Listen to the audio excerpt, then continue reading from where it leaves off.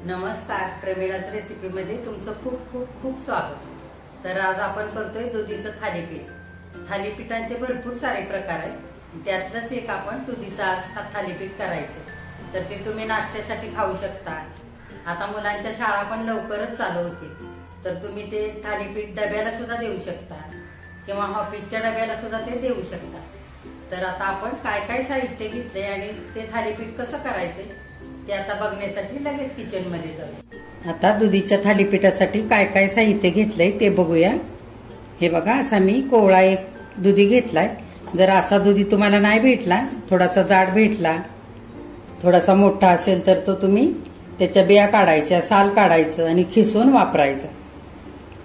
मी बाकीचं साहित्य सांगते। हे बघा, हे 2 वाट्या ज्वारीचं पीठ घेतलंय।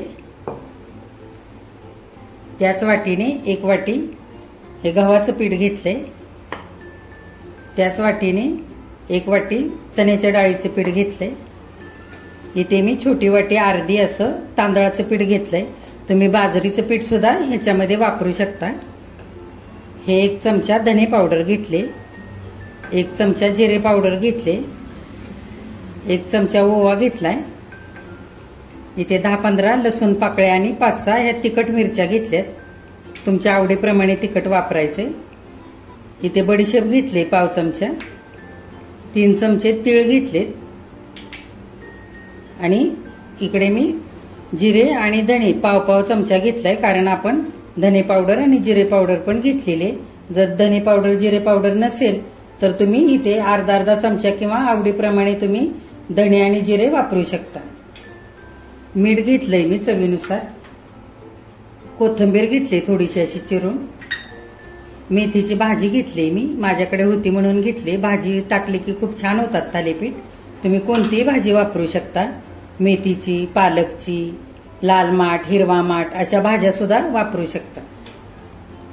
इथे 2 मोठे कांदे चिरून घेतलेत आणि घरी लावलेलं मी दही घेतलंय। ते आपण एक साधारण 4 चमचे दही टाकणार आहोत पिठामध्ये मळताना। आधी आपण आता दुधी खिसून घेऊया। दुधीचा आधी आपण हे देठ काढूया आणि हा पुढचा भाग पण असा काढून घ्यायचा आणि आता दुधी हा खिसून घेऊया। हे बघा, अशी खिसणी घेतली मी आणि असा सगळा दुधी खिसून घ्यायचा। हे बघा, सगळा दुधी आता खिसून झालेला आहे। हा मी सालासकटाच खिसलेला आहे कोवळा असल्यामुळे। आता आपण एक छोटंसं वाटण करूया पटकन। हे बघा, ह्या मिरच्या मी तुकडे करून घेतलेत आणि मिरच्या आणि लसूण मिक्सरच्या भांड्यामध्ये घेऊया। हे धने जिरे हे पण घ्यायचे, बडीशेप हे पण घेऊया आणि बडीशेपनी खूप छान लागतं स्वाद थालीपीठाचा। आणि हा ओवा पण टाकूया आणि ओबडधोबड हे मिश्रण आता सगळं वाटून घ्यायचंय आपल्याला। हे बघा, हे असं आपण सगळं ओबडधोबड वाटून घेतलंय। हे धने जिरे बडीशेप आणि ओवा ह्याचा खूप छान सुगंध येतोय। आता आपण पीठ मळूया। ह्या खिसलेल्या दुधीमध्ये आपण ज्वारीचं पीठ घालून घेऊ। त्याच्यामध्येच गव्हाचं पीठ घालू। मी ही सगळी पीठं बिना चाळता घेतलीत। हे चण्याच्या डाळीचं पीठ घालूया आणि खुसखुशीतपणासाठी हे तांदळाचं पीठ घालू।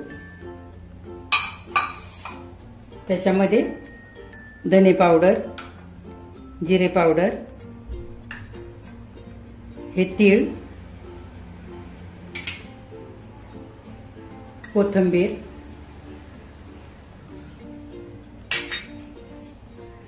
मेथीची भाजी आणि कांदा हे पण घालूया असं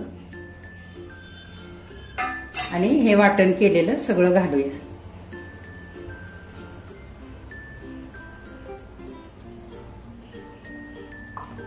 आणि चवीनुसार मीठ घालू।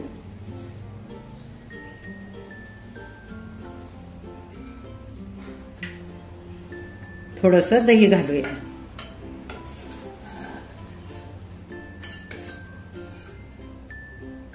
हे बघा, साधारण 4 चमचे। आणि आता आधी हे सगळं एकजीव करून घेऊया. पाणी नाही घालायचं आधी, जसं लागेल तसं नंतर पाणी घालून चांगलं पीठ मळून घ्यायचंय. हे बघा चांगलं एकजीव करून झाले.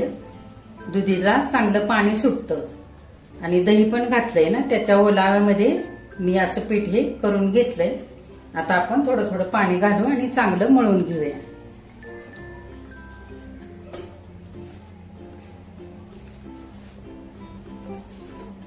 पाणी थोडं थोडं घालत मळायचं.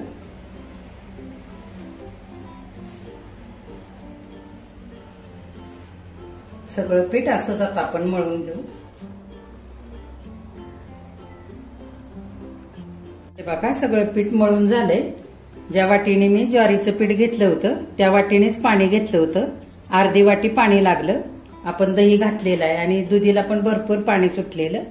त्याच्यामध्येच पीठ आपलं बऱ्यापैकी मळून झालं आणि अर्धी वाटी फक्त पाणी लागलं आपल्याला. आता तेल लावून घेऊया थोडंसं.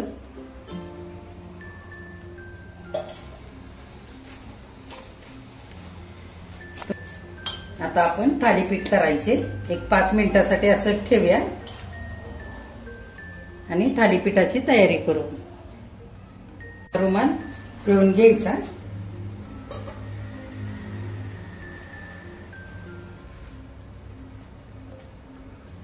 असा व्यवस्थित पसरवून त्याच्यावरती थोडंसं परत एकदा पाणी घालायचं आणि पुन्हा असा आपल्याला पाहिजे तसा एक गोळा करून घ्यायचा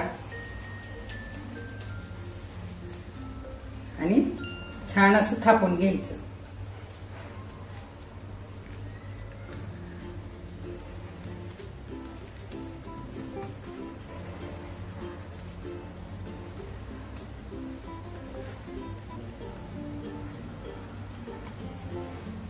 सगळं थापून झालंय एकसारखं. कुठे जाड पातळ असं थापायचं नाही, एकसारखं थापायचं. असे वरून थोडेसे तीळ लावूया.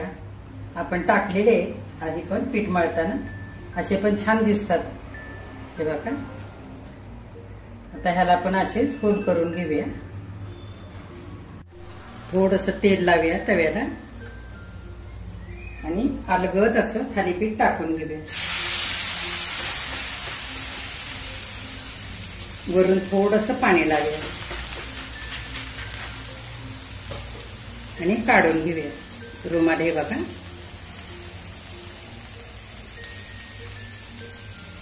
चांगलं भाजू द्यायचंय. तेल सोडून घेऊया थोडं थोडं.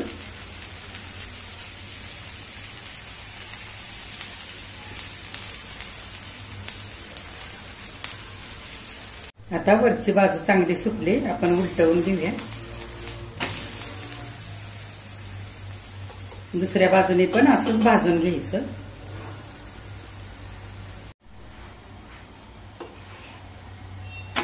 हे बघा दुसऱ्या साईडनी पण छान भाजलेलं आहे. बघा मस्त भाजलेलं आहे. काढून घेऊया आता. आता बाकीची उरलेली पण अशीच करून घेऊ. बघा दुधीचं थालीपीठ आता खाण्यासाठी तयार आहे. इकडे मी दुधीचं थालीपीठ घेतलंय. इथे मी घरी लावलेलं दही घेतलंय.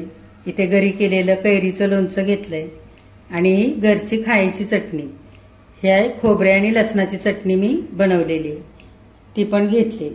तुम्ही दह्यासोबत खाऊ शकता हे थालीपीठ, लोणच्यासोबत खाऊ शकता, अशा चटणीसोबत पण खाऊ शकता आणि असं नुसतं पण खूप छान लागतं. हे बघा किती छान झालंय, मी तुम्हाला दाखवते.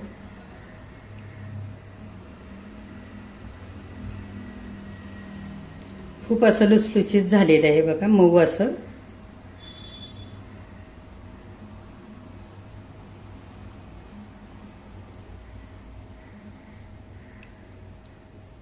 हे बघा आता दुधीचं थालीपीठ आपलं खाण्यासाठी तयार झालेलं आहे. इथे मी लसूण खोबऱ्याची चटणी घेतली. इथे मी घरी लावलेलं दही घेतलंय आणि हे कैरीचं लोणचं मी घरी केलेलं इकडे घेतलंय. तर ह्या कैरीच्या लोणच्याची पण रेसिपी माझ्या चॅनेलवर आहे, ती पण तुम्ही बघायची. ह्या पद्धतीने तुम्ही पण असं थालीपीठ बनवायचं मुलांच्या डब्यासाठी, ऑफिसच्या डब्यासाठी, नाश्त्यासाठी आणि खूप छान लागतं हे थालीपीठ. तर ह्याच पद्धतीने तुम्ही दुधीचं थालीपीठ करायचंय आणि माझ्या चॅनेलला लाईक, शेअर आणि सबस्क्राईब करायचं आहे.